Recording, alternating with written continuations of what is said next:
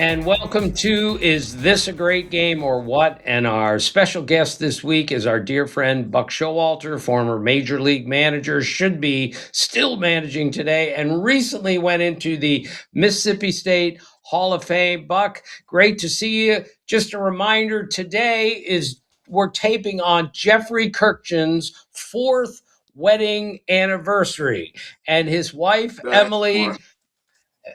Jeffrey completely outkicked the coverage. She makes him look like a pile of inner tubes, but this is usually how it works with men and women. So it's Jeff's anniversary today. Pretty cool. Well, what's not cool is you got to figure out a better way to spend your anniversary. I hope that you're getting a lot of money. Yeah. Jimmy, how long have you been married? It's been 4 years. Right. It'll be 43 years, Buck, in November. And how many for you? 43 in March. Right. Jeff, I had to Jeff, tell my wife. Go ahead. Buck and I are born in the same year. He's going to turn 70 just before me. He got married the same year that we did. How about that? We have so much in common. Yeah, I told my wife we're going to Florida for our honeymoon, but I didn't tell her it was spring training. Nice and cheap. That's amazing. All right. So Buck, before we get to anything really important, I just wanted you to know that last week on one of our episodes, our Team Tim, every week I come up with a Team Tim, and so this week was an all-time baseball team, catcher through pitchers, and 9 guys, 10 guys, whatever, of greatest sitcom characters of all time, at least my favorite sitcom characters. So we had Max Scherzer on the team for Maxwell Smart and things like that. So in your honor, Buck, I did this today, and you can hang up on us anytime you want, but I did the all Team Tim on the Andy Griffith Show characters alone. And you are the ultimate expert on the Andy Griffith Show. So I'm going to take you through this team. Feel free to make a comment, or you can make a comment after I'm done with this preposterous list. But we're starting with our catcher is Andy Etchebarren, since Andy Taylor is the star of the show. So am I off to a good start? Andy Etchebarren behind the plate. Without a doubt. Did you ever see the episode where Andy was a home plate umpire and called Opie out, and the whole town went crazy? The whole town went crazy. And later, the photographer for the Mayberry Gazette showed a picture that Andy was right. And this was after he had been shunned. It's one of the color versions at the end. Look it up. One of 249 episodes. I like Barry behind the plate. Buck, I remember it because I don't know the show like you do, but I love that show also. So Ryan Howard is our first baseman, named after Howard Sprague, the goofball, whatever he was in town. Darwin Barney is our second baseman. Barney Fife, of course, one of the great sitcom characters of all time. Buck, if we could go back in time, you would love to meet Barney Fife, correct? Oh, without a doubt. I met his daughter years later. She was a stand-up comedian. She had so many of his mannerisms. I like Howard at first base. Howard was tall. That's where he should have been. But I like you're mixing this in. No, Barney was the only guy that Barney and Floyd made Andy crack up, and he could never get through a scene with those guys. I can only imagine. All right, our third baseman is Gomer Hodge, who played a year in the big leagues, third baseman, first baseman. But anytime you can get a Gomer into any major league team, I think that's a real achievement. My favorite one, Buck, I must say, our shortstop is Ellie De La Cruz, because Andy's girlfriend is Ellie, right? Ellie Walker, right? Yeah, and she was a pharmacist. He had quite a few girlfriends, Tim, to be honest with you. Remember Barbara Eden was the, I Dream of Jeannie was the manicurist? She was a manicurist only. Jack Nicholson got his first role. He was a guy that Aunt Bee stood up for as a juror, falsely accused. There's a lot of them. He had about 6 girlfriends. He finally ended up marrying Miss Crump. That's an awful name, Miss Crump. Come on. All right. So our outfield, we start with Otis Nixon, of course, Otis the drunk, real name in the show, Otis Campbell. And Buck, you told me like early on in the show that what was the distinction of Otis the drunk besides being a drunk? What differentiated him from everyone else on the show? He was I'm he was missing that. What? married. Oh, He was Oh, married. yeah. Like He was one of the you few told guys. me You ever once see his wife? you You ever told see me his once wife that on there? no. I'd have been a drunk too, I can tell you that. Well, Jeff Buck called me one day to say, Tim, do you find it odd that everyone on the Andy Griffith Show is single except for Otis, and he's drunk all the time? What an observation, typical of Buck Showalter. I would have never thought of that. It's so good.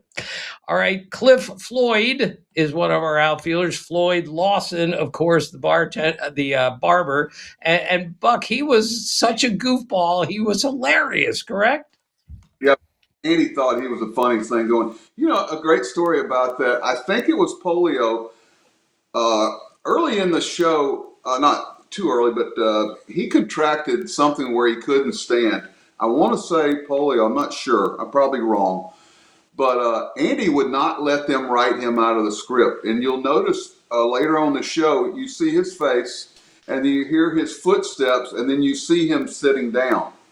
Or you see him sitting in the chair at the barbershop. You never see him up walking around except the early episodes. And that's my Floyd trivia. But Andy thought he was one of the greatest comedic actors ever.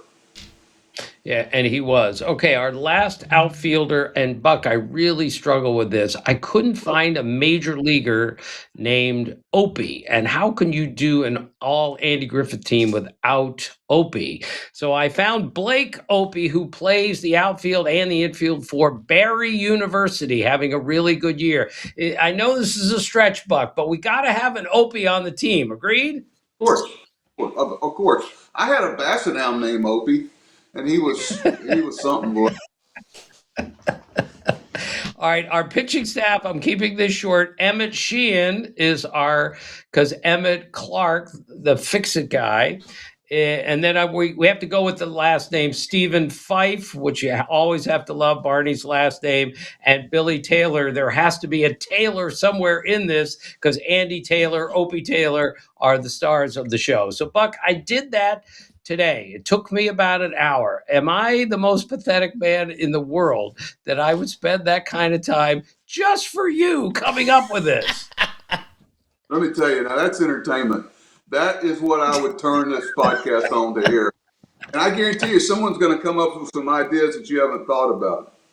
Oh, They I'm always certain, do, Buck. Every time I do a team, Tim, people write in and say, "Oh, we really like it, but you forgot this guy or you forgot that guy."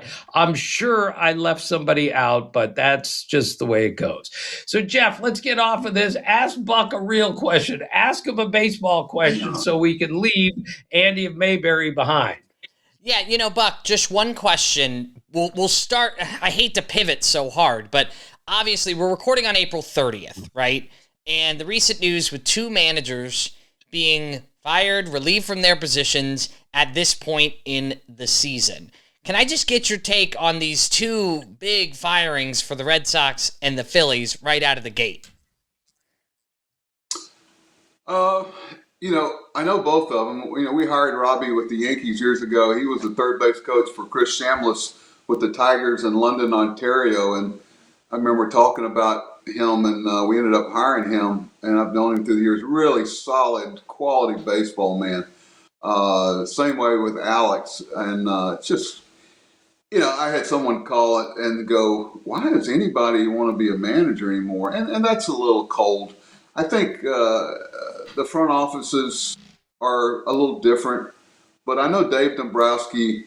Robbie was going to retire a year or 2 ago, but he came back, and that one I feel a little different about than the one in Boston. Boston was, I don't know. I've got a lot of personal feelings. I really don't think anybody needs to hear them, but I like both those guys a lot. Trust me, they weren't the problem. They weren't the problem. And that's what happens when you're in a business. The shelf life of managers has changed, and the collaboration between the managers, coaching staff, and what's the old expression? You want me to cook dinner, but you don't want me to help pick the groceries.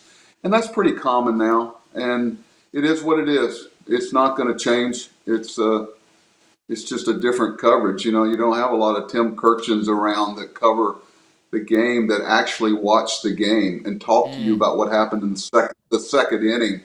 You know, I was always shocked by what they didn't ask as they got later in my career, as opposed to what they did ask. You know, and I think that's the pressure on them to not always be right, but to be first. You know, they're constantly typing in tweets or whatever during the game. There's no way you can watch the game and learn the game. But Tim had a certain humbleness about him, but he knew more about the game than most everybody because he was a student of it. Oh, you got me off on a tangent, but Alex is in a good place. He'll end up on his feet, and I've texted with him a little bit, and Robbie, and class acts. Let's talk love life, FT family. I know it's an important part of everyone's life, but if you need help or if you don't, Blue Chew Gold is changing the game, and it is turbocharging your love life. That was beautifully delivered.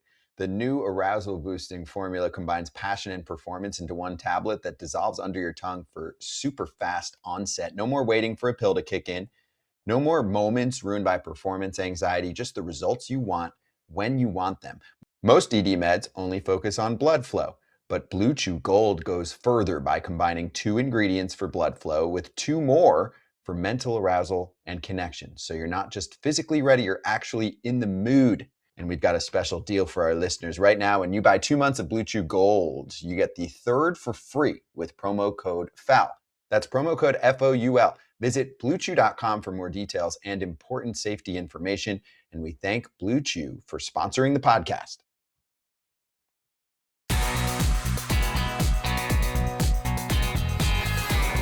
Buck, you've already said it, but the managerial job has changed dramatically since you first managed, 31 years ago in the big leagues. I mean, we're right about that. The job is not the same job it was when you first started in the big leagues.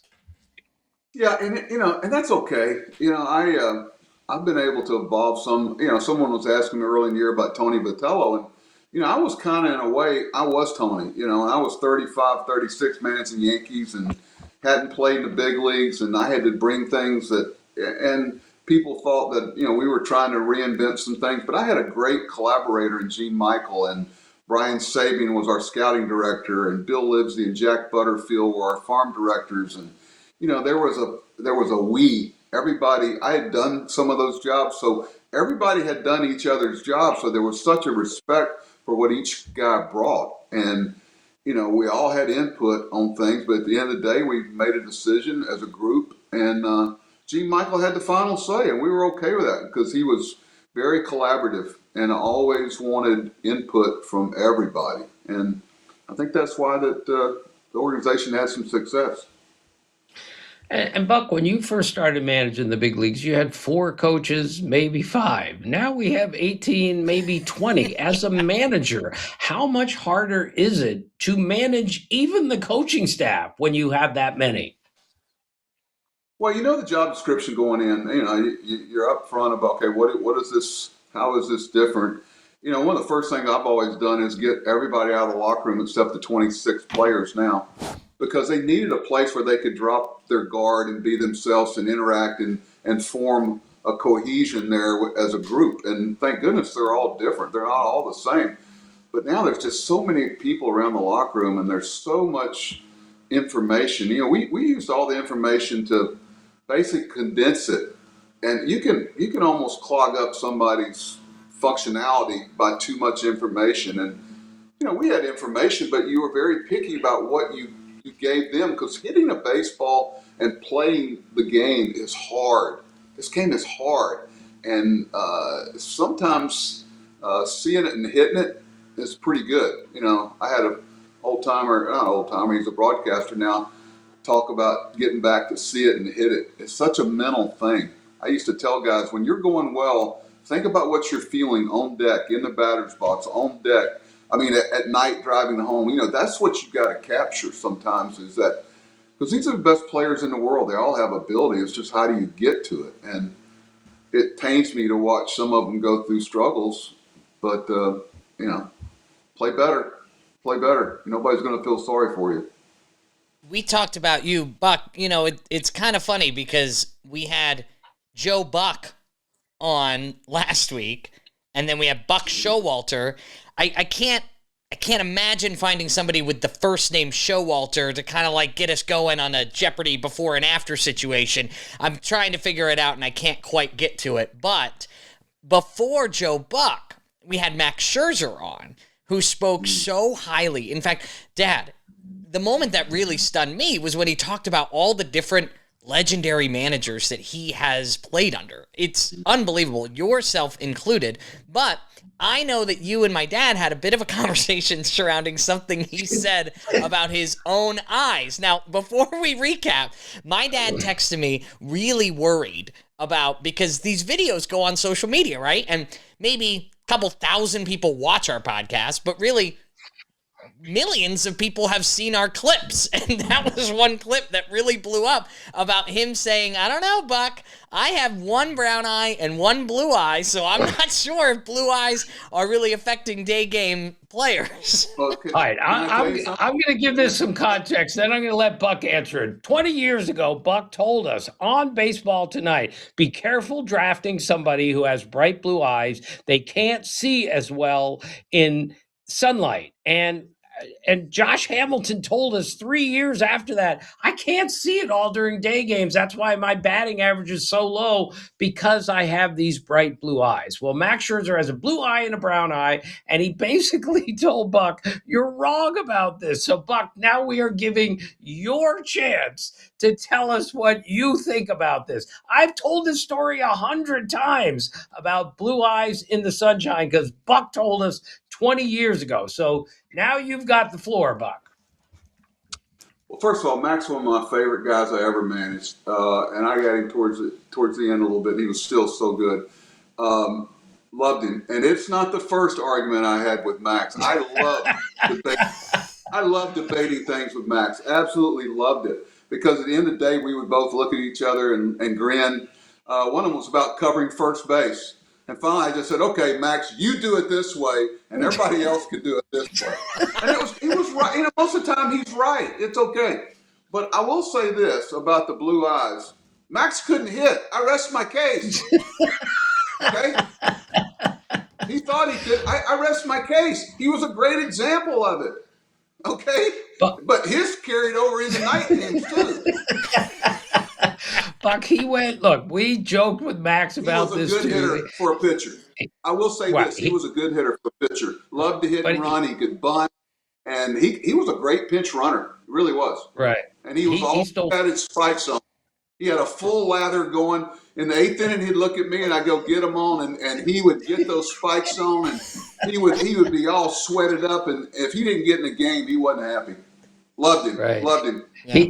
He stole 3 bases in his career, Buck, which is a lot for a pitcher. And then he looked at us and he said, and I never got caught stealing either. And I tell all my managers, I can run, put me in there. So you saw Max at his finest there. Yeah, and it doesn't matter what color your eyes are stealing a base. Trust me. I love it. So, Jeff, when Buck and I worked together with Harold Reynolds and Ravi and all those guys on Baseball Tonight, back when it was the most fun I ever had doing anything in my career, because I got to sit next to Buck and all sorts of other former big leaguers and talk about the game. So Buck had he had an element, a segment once in a while called The Buck Stops Here, where Buck would explain things and explain how to make the game better. That was kind of the idea. He wasn't bitching and moaning about the game. He was trying to say, here's a way to make the game better. So, Buck, we're going to do a Buck Stops Here, whether you're ready for it or not. Give us a few things that would make today's game better. Well, I carry it around with me because one day they might ask. I was on the rules committee one time. I didn't last too long, a couple of years, but they changed it in and out. Okay, here's some little things. Let's just get right in it. Okay, if a DH gets ejected in the game, you should have to substitute for him then. It's an advantage to wait until his time comes up in the batting order, and then you pick who you're going to hit. And you don't know as opposing manager who's going to be hitting in that slot. That's not fair. So the DH ejection should be substituted for right away. Look, I need to interrupt here. Wait. This is what Earl Weaver used to do, Jeff. When Earl Weaver in the 70s would put out his lineup card, if he has his DH hitting 7th, he would put a pitcher like Steve Stone in there as the DH, just in case the pitcher got knocked out in the first 6 batters.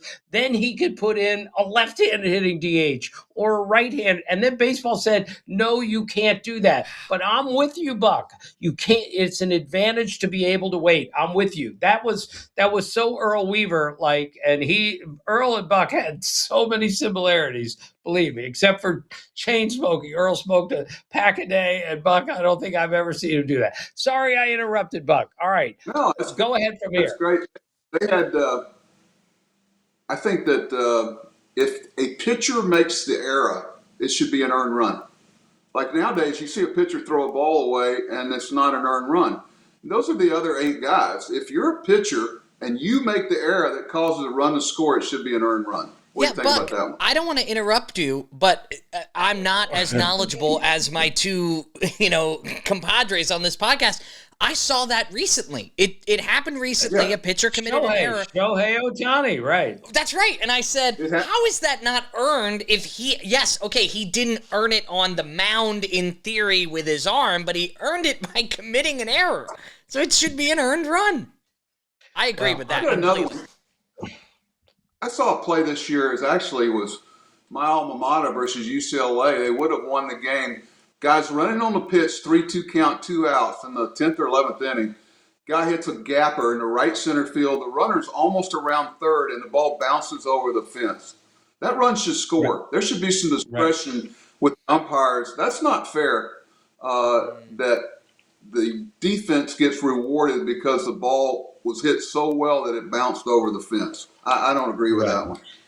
Right. And that's called an automatic double, not a ground rule double. And I'm with you, Buck. Those rules are put in place in order to get the umpires off the hook so they don't have to make that decision. But you're absolutely right. There is something wrong with that.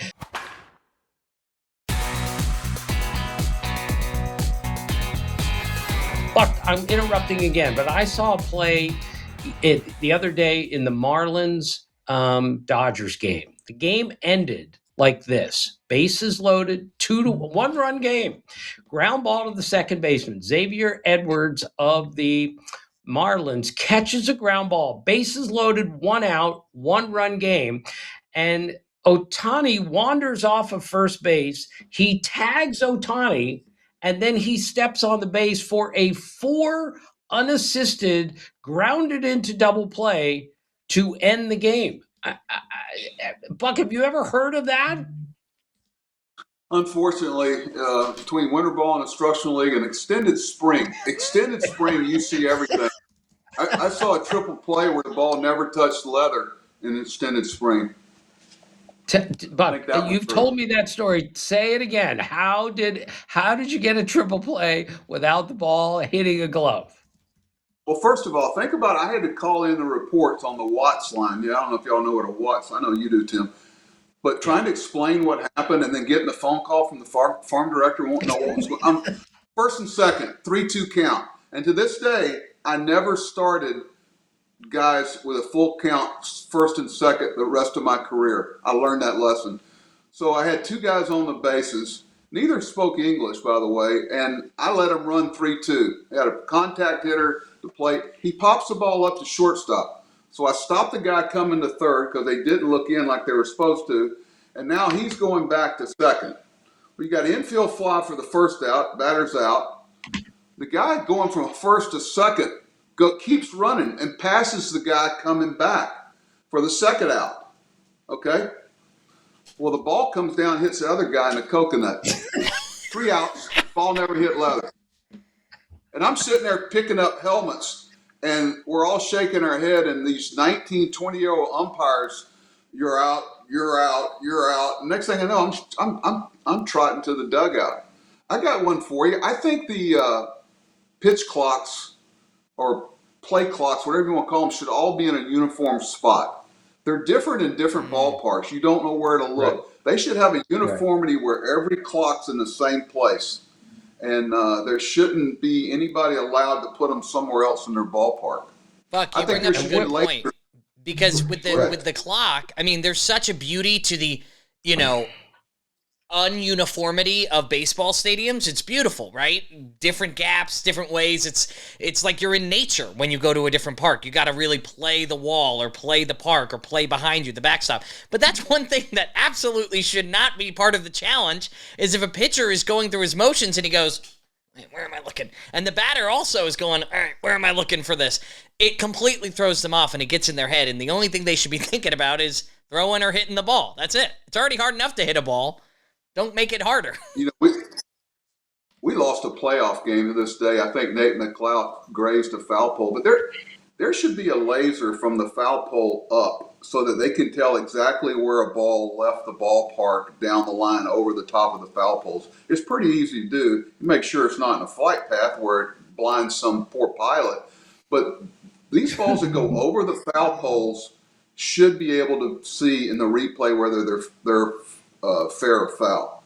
I think there should be a uniformity of hitting backgrounds. I mean, I don't know how the Red Sox get away with their hitting background in center field in day games, but the best hitting background probably in baseball is in Seattle. It's this huge black thing, but the players union should get involved in this and there should be a uniform hitting background in ballparks and what color it is, but they're not. Right. And Buck, Arizona, as we know, has a great hitting background. Were you part of that decision to make sure there was a great hitting ballpark background when you managed the Diamondbacks?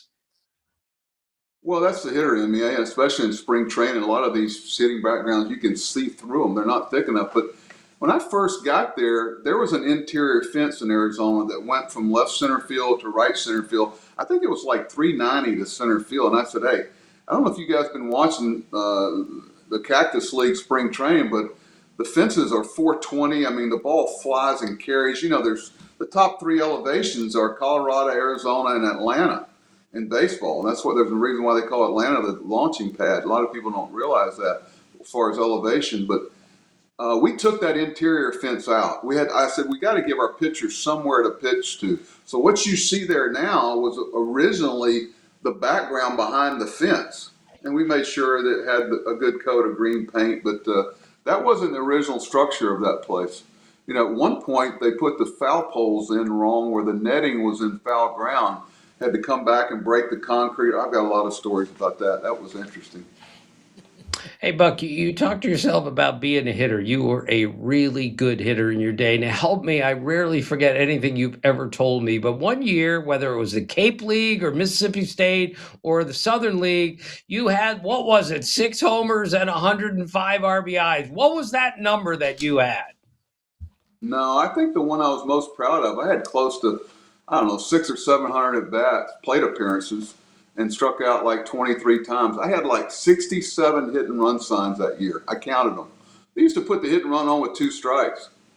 Instead of squeezing, we would hit and run with a man on third. I mean, what's the difference? You got a runner coming down, and you can either bunt it and put it in play on the ground, or hit it and put it on play in the ground, on the ground.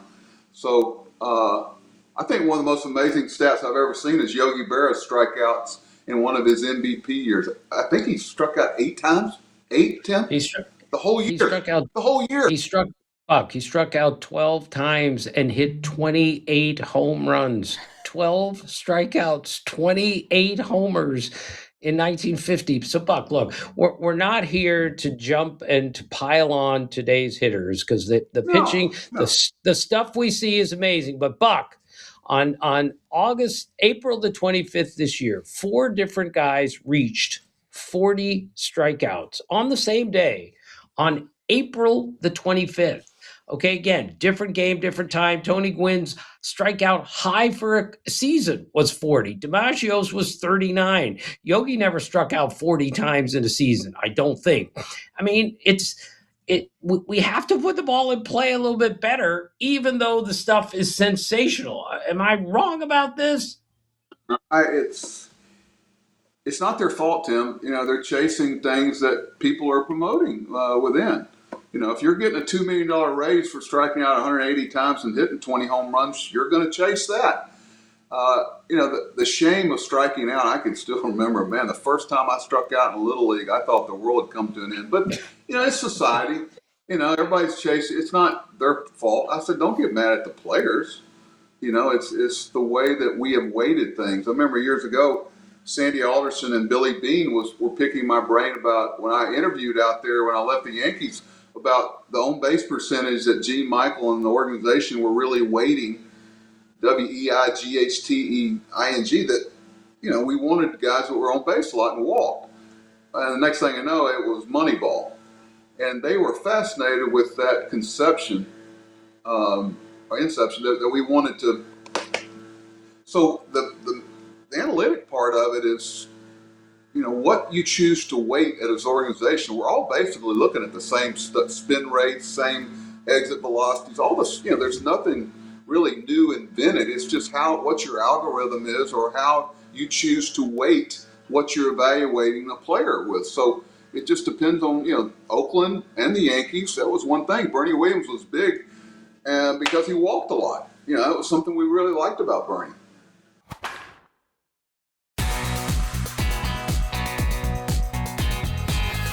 Buck, I have a question because before we even started rolling, you asked my dad about his sweatshirt.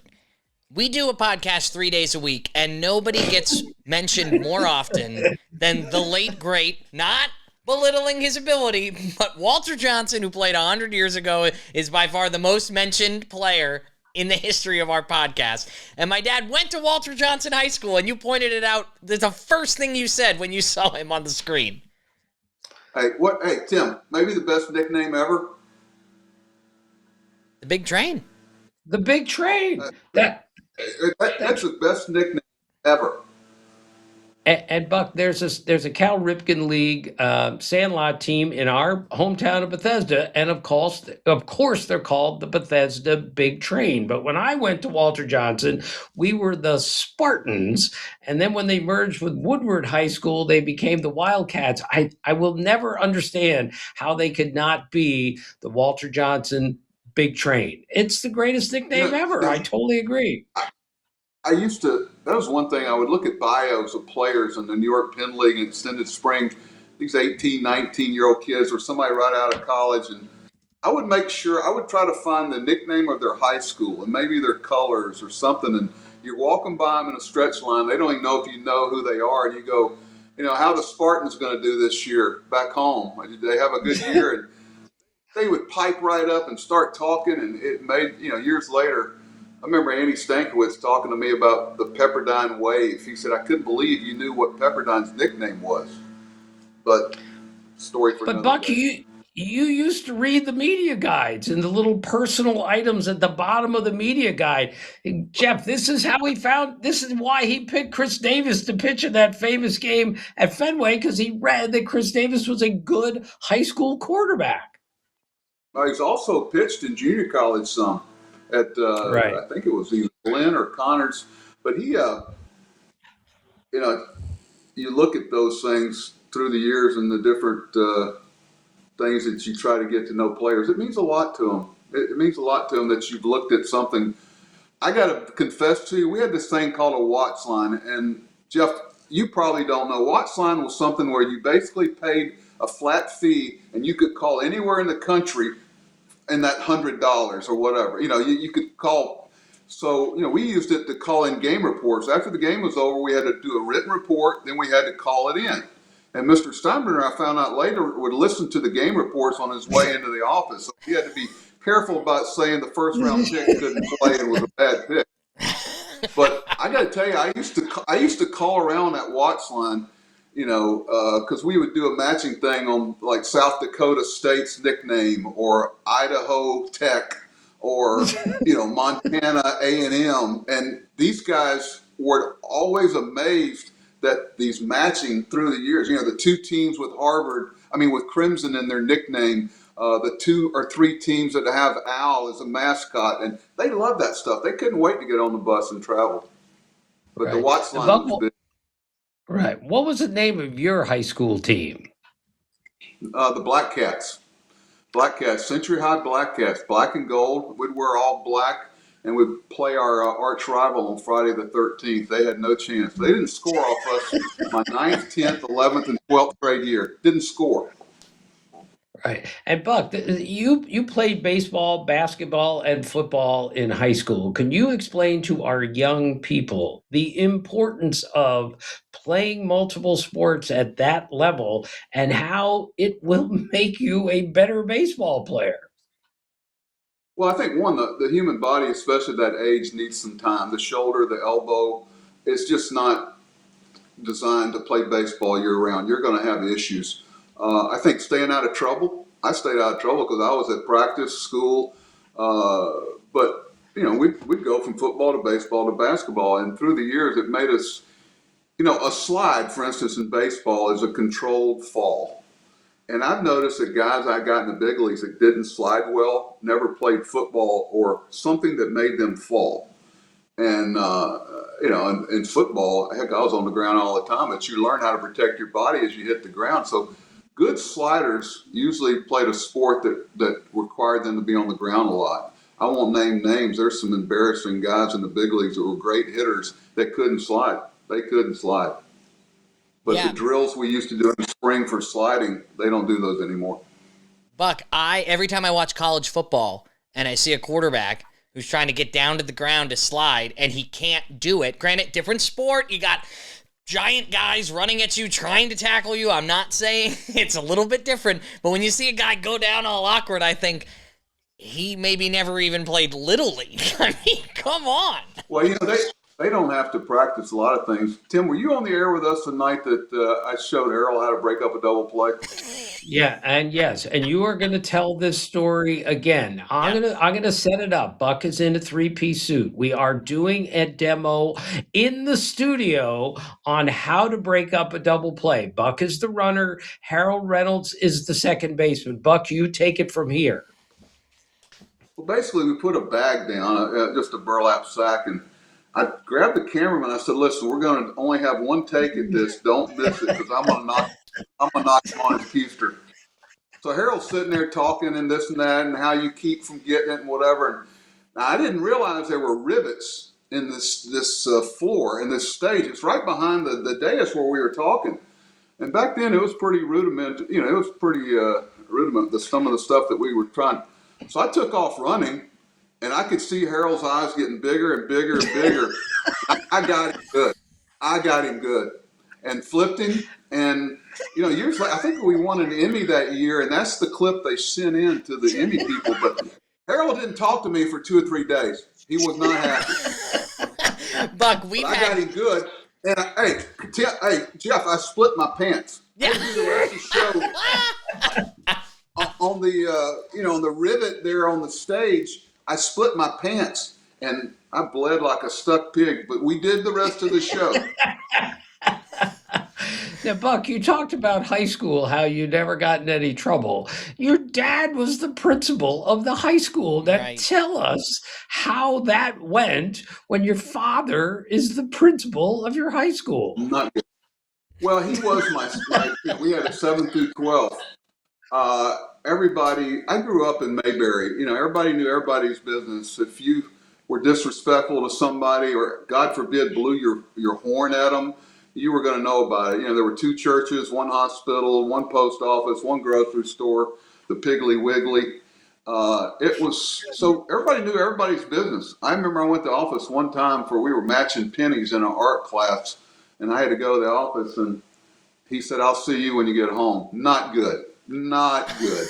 That did not end well, Tim. Did not end well. And Buck, tell Jeff the story about when you scored a touchdown in a high school football game, which I know you did a lot of times. Tell us what happened when you got home that night. You know, it was my sophomore year. It was a pass. I was a wingback, and Robert Hudson threw me a pass. I caught in the end zone. And Dad used to sit in the library that overlooked the end zone. He'd turn off all the lights, and he'd watch the game there. I don't know what possessed me. I must have seen it on TV or something. I had the ball. I held it over my head. I jumped up one time and then handed it to the official. He's waiting for me on the front porch when I got home. Not good.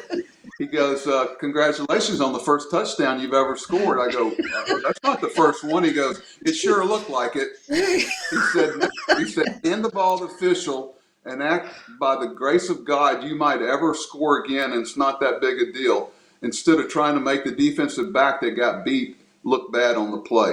Yes, sir. No. Did you understand me? I never did it again. Home runs, anything. You remember that. Buck, the difference with this being my dad right here, he used to tell me, act like you've been here before. However, I didn't play baseball long enough into Little League. Basketball was the only thing I was good at, and I didn't really get good until I got a little bigger, and I was like 20. So I hit a three-pointer when I was like 14, and he says, act like you've been here before. And I said, Dad, I've never been here before, and I don't think I'll ever be back. So I apologize, but I don't think it's going to happen again. Oh, it's okay. I can't tell you how many times up the runway I've had a moment, but you're always thinking about your actions, how they reflect on it's sportsmanship. It's how it reflects. But you know what, Tim and Jeff, I used to, later on in my career, something would happen on the field, kind of a look at me mentality, and I would just kind of look down the dugout, and if it wasn't important to them, I just said, it's a different world. That's okay. It does not make them mad. I don't want to go, hey, guys should be mad at that. No, that was my generation. It was just the way we were brought up, right or wrong. We're all a product of the way we were brought up. And nowadays, that's part of the gig. You got this pantomime that when you're getting beat 14-2, if you hit a double, you're supposed to do all the stuff they do. And, it is what it is. It's not worth fighting. There's enough stuff that's more important.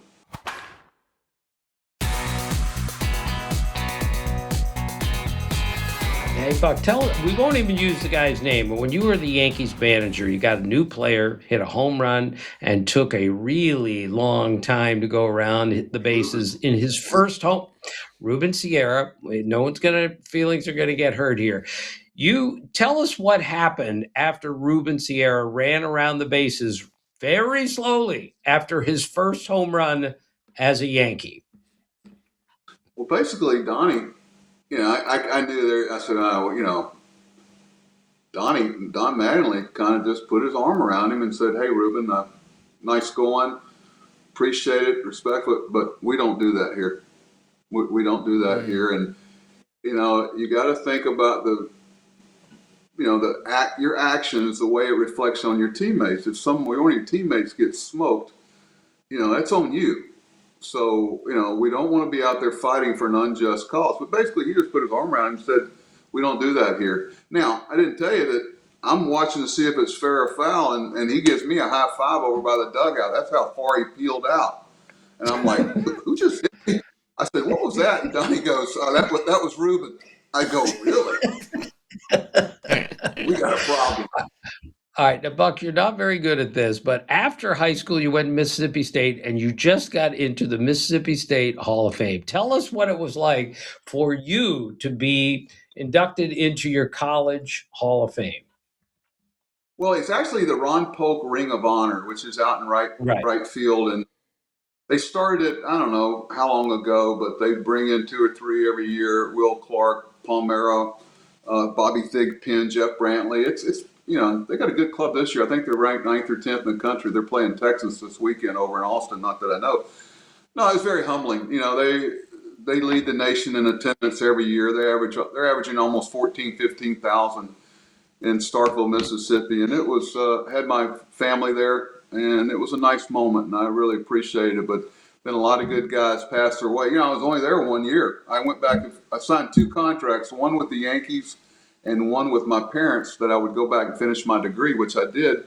And Coach Polk there, I was his first recruiting class. He made it easier for me to come back and get my degree, just facilitating a lot of things. And I always appreciated that. So it's a way of paying them back, and it's very humbling, very humbling. Buck, your first managerial job was in the major leagues was 92. Do I have that correct? And In the big leagues, yeah. in the big leagues. And for you, I've always been curious. As a manager, obviously, you've got a lot on your plate, but were there ever players that you were bringing up that you said, man, he's going to make a really great manager one year? And did that ever turn around and now one of those players that you were, bringing up in the league, now they're managing today, or you always thought they should have, or who's the name that comes to mind? Oh, a lot of them. Andy Stankiewicz, for instance, is the head coach at Southern Cal, is having a good year. He was at Grand Canyon. Some of them in college. The game doesn't always embrace them the way it used to. A lot of professional guys are going back to their alma maters and into college coaching. It's a little more, I don't know what you want to say, a little more traditional there with the coach-player relationship, even Right. though the NILs made it awful. But I don't know. I've had a lot of guys that I thought, Donnie, obviously. I always thought Mike Stanley would be a good manager in the big leagues. Mike was a solid guy. I'd have to go around the field. J.J. Hardy would be good. Nick Markakis. These guys. Adam Jones in his own way. I don't know. I'd have to give that some thought, but there were a lot of them along the way. I learned as much from them as I did from coaches and people along the way. You learn from your players that there's other ways to skin a cat. Right. Buck, you're a very curious guy. You're always asking, why does this happen? What is it like? What is this? What is that? You're always asking questions of yourself, of other people. Where does that curious nature come from for you? Well, this internet's killing me because now I can look up anything. I go, wow, I wonder what why does that? And you can look it up and find it out. But I don't know. I did not play in the big leagues. Maybe I could have if I'd gone to another organization. When I quit playing, I had a chance to go to AAA team with another organization, stay with the Yankees in AAA, or start coaching as a hitting coach down in the Florida State League. But I had to bring something that other people, I had to out relationship, I had to outwork, I had to I was always looking for something that would make me better at what I did. Not competitively against other people. I never was working on my next job, Tim. I was never going chasing a title. The other day somebody must be the director of left-handed sliders in the dirt. I mean, these titles and all the different departments. I mean, we've kind of gotten away from just multitasking and having Baltimore. When we had a small staff, we multitasked it, and what happened was this great morale comes out of that, and a great vision of who we were and how we had to do it. When you think of your club, you should be able to say, okay, this is what you think of when you think of that team. How many other teams like that right now, Tim? Can you say, when I think of that team, I think of this? Yeah, There's not a lot. Not a lot. There's a real big difference. So Jeff, that curiosity, this is one of my favorite Buck stories. He managed a game during the day in the big leagues, and then he went to see Bowie that night, and he told me, I'm going to see this kid at Bowie. I can't wait to see him. So I see Buck the next day, and I say, so what'd you think of the kid? And he goes, loved him. Great face, square head. That's how he described the kid. Great face, square head. Now, Buck, you have to tell us again. What does that mean? What does a great face and a square head have anything to do with baseball? Square jaw, not a square head. Even though that's good too. But it's funny. I get through with the game, get through with the media. It's about a 45-minute. My wife still talks about it because she got in the car with me, and we drive to Bowie, our Double-A affiliate, and Jim Johnson, who ended up being our closer, was pitching an inning over there on rehab. So, I get through with the media. I drive over. I come in through the back gate down the right field corner, and Jim's down there warming up. And he looks at me, and different guy. I went down the dugout and hung out with the guys. And, Jimmy comes in. He's throwing 95, 96, hard sinker. And, and he needed to work on something, so he threw his changeup to a Double-A hitter the last at bat, and the guy hit it over the scoreboard. He comes in, walks by me, and goes, I won't throw that pitch. I go, I know you won't. I know you won't. But, Jimmy talked about it the other day. He called me. He's a coach at Cardinal Mooney. They're playing the state playoffs right now down in Florida. He wanted me to talk to the team, but I go, well, I'm going to tell him not to throw a changeup to a bad hitter. I can tell you that. But Jimmy, that was funny walking through there, but we had a lot of fun. We spent a lot of time at Aberdeen, Bowie, Frederick. All those clubs were close, and my wife knew after a day game on Sunday or Saturday, we were headed over to the minor league affiliates. Yeah, Buck, I don't want to brag, but I spent a summer with the Frederick Keys. I wasn't playing with them. Yeah. I was an intern, and I did run as the spicy Taco Bell sauce packet between the 6th and 7th inning. I did. It was a moment of pride for me. And in fact, Ryan Miner, one of the best, right? Yeah. He was the manager at the time. And he looked at me at one point, obviously knowing my connection to my dad. And after the game, I went to go talk to him. I got to write a game story. I got to do the whole thing. And he looks at me, first of all, it wasn't a good game for the Keys. And he said, I don't want to talk about the game. I want to talk about the sauce packet. You got to come out of the gate hotter. And I'm like, listen, Ryan, I need some quotes here. I need to write. He said, no, we need to talk about We would run by the dugout for the Keys, and all these guys would be looking right at me and then wanting to talk to me. I said, guys, we're here to talk about you, not talk about me. Good times there. Oh, so much fun. I had to be careful because you got as a manager, you got to watch the game, stay on top of it. But all these mascots and different things running around the field, I don't know if mom and pop and their two kids go, boy, are we going to the game today? Wait a minute, those presidents are going to run around the field in a certain inning. Put them in the car. Let's go, honey. All right, we're going to let Buck go in a minute, Jeff, but this is how curious Buck is. I played this old dog basketball league until I was like 62. He calls me after a game, and he as always, he just starts in the middle of a sentence. He doesn't even say hello. He goes, all right, Tim, answer these questions for me. Did you listen to music on the way to the game? Then he says, did you have layup lines before the game? This is a rec league game. It doesn't get any lower than this. Then he said, how many assists did you have in the game? And did you go out for pizza and beer after the game? I answered all 4 of these questions, and he said, thanks, and hung up the phone. I mean, that's, Buck, what was that phone call about 10 years ago? I still don't understand why you called me and asked me that. Tim, I had some really long commutes, and I needed some things to clear my brain a little bit from the game. And I knew you were playing a pickup game somewhere for sure. We used to come out to Sweet Georgia Brown, like the Harlem Globetrotters, and I would get in the middle, and we'd do all the ball handling things, and I had a lot of fun. I led that team in assists for 4 years, but I shot a high percentage because I never shot anything but layups. Right. It was fun. Basketball. I had more fun playing basketball than anything I did.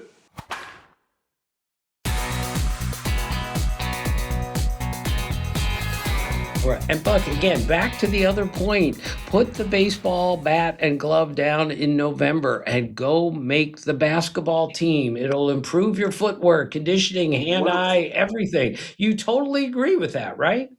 Well, one of the red flags for me in players' bios if they play baseball year-round on travel teams, and it's not good for your body. It's not good for the well-roundedness of a player. And what are you a fan of? I remember I had a pitcher, left-handed pitcher, and I asked him one day. I said, "Hey, what position did you play when you didn't pitch?" He goes, "I didn't.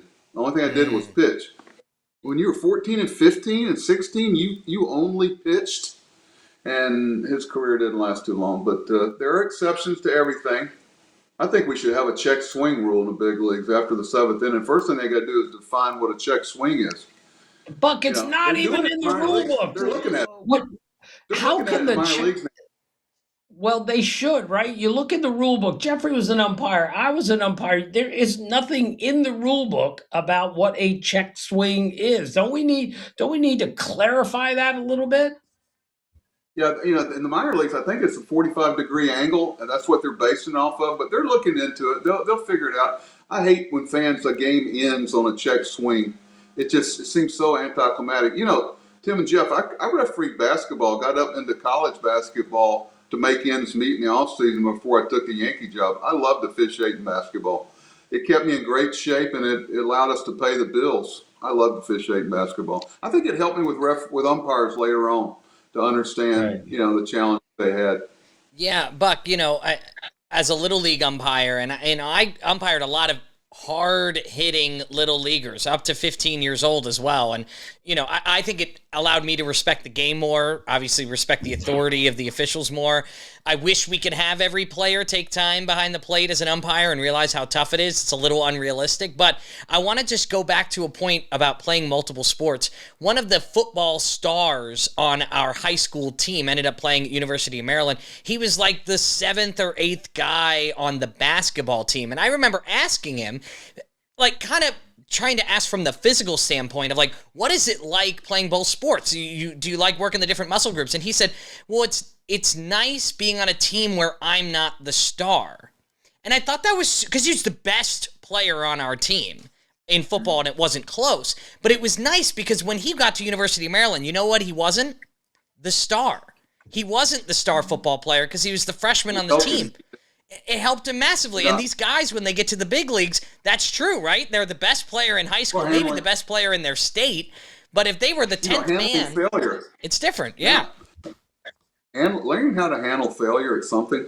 I remember I refereed Pensacola Scambia's game one night, 4 or 5A, 6A, I don't know, big high school. And Emmitt Smith, the great Emmitt Smith, had just come out of football, winning the state championship. And this guy would foul out before halftime because he didn't figure out it wasn't football season anymore. Finally, one day, I told the guy, I said, you don't need to be taking a charge from Emmitt Smith because it ain't good. And I told Emmitt one day, I said, this is basketball season, man. I really don't want to foul you out, but you're killing guys. Now, Buck, we've kept you for an hour, and we're going to ask you to do one more stupid thing. Give us your charge and your block call, your best charge and block call when you were a referee in basketball. I'm sure it was the perfect. Yeah, you might have to stand up to do it, but show us your block call and show us your charge call.